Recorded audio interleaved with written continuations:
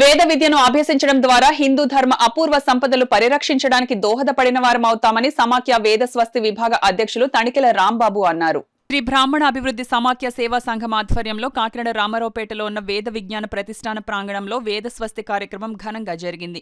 వేదాలను అధ్యయనం చేసిన వారి నుండి వినడం ద్వారా వాటి మహిమతో పాటు భగవంతుని యొక్క అనుగ్రహాన్ని కూడా తప్పక పొందగలరని అన్నారు.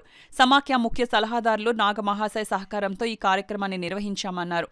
సమాఖ్య వ్యవస్థాపక అధ్యక్షులు పసుమర్తి సత్యనారాయణమూర్తి, కార్యదర్శి ప్రొద్దుటూరు బాలాజీ, విశ్వనాథ్ శర్మ, సమాఖ్య కార్యనిర్వాహక అధ్యక్షులు, ప్రతిష్టానం కమిటీ ఉపాధ్యక్షులు యాతగిరి పరశురాములు ఈ సందర్భంగా మాట్లాడారు. ఈ కార్యక్రమంలో కోశాధికారి కప్పగంతుల సాయిరాం శర్మ, కార్యవర్గ సభ్యులు దేవులపల్లి సాయి, కందాళం రవి, కొంపెల్ల వెంకట సుబ్బారావు, ఎన్వీఎస్ మూర్తితో పాటు పలువురు పాల్గొన్నారు. ఈ సందర్భంగా వేద పండితులను పసుమర్తి సత్యనారాయణమూర్తి, ప్రొద్దుటూరు బాలాజీ, విశ్వనాథ శర్మలు ఘనంగా సత్కరించారు.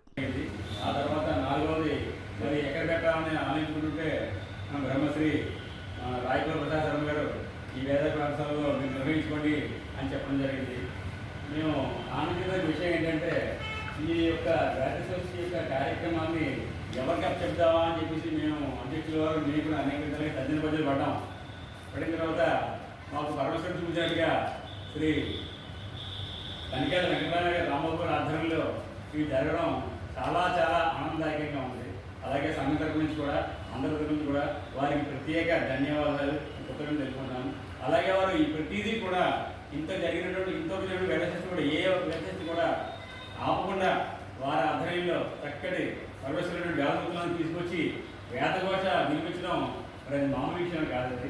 నేను కళ్ళలో కూడా అనుకోలేదు ఇంత బాగా జరుగుతాయని చెప్పి వేదశస్తి గురుగారైనటువంటి మీరు మరి మీ అందరికీ కూడా పేర్లు నాకు రాకపోవచ్చు, కానీ ఇదంతా కూడా మా తణికెల రామయ్య గారు అనేటువంటి శ్రీ రాంబాబు గారికి చెప్తుందని మరి మాకు 2-3 రోజుల ముందరే మనం మన గ్రూపుల్లో వాటిలో తెలియజేయడం జరుగుతుంది.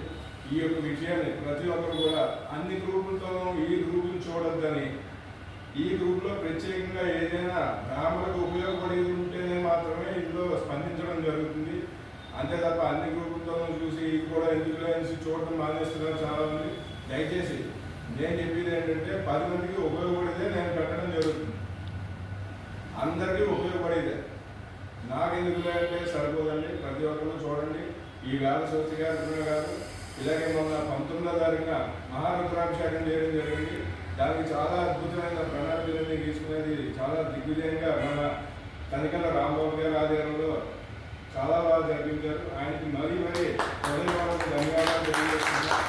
ఇలాగే ఎక్కడ ఏ కార్యక్రమం జరిగినా మా సంఘం తరఫున పెద్ద దిక్కుగా ఉండి ఆయన చేతుల్లో నడిపించాలని ఈ సంఘం తరఫున సభాముఖంగా మరొకసారి తెలియజేయడం జరుగుతుంది.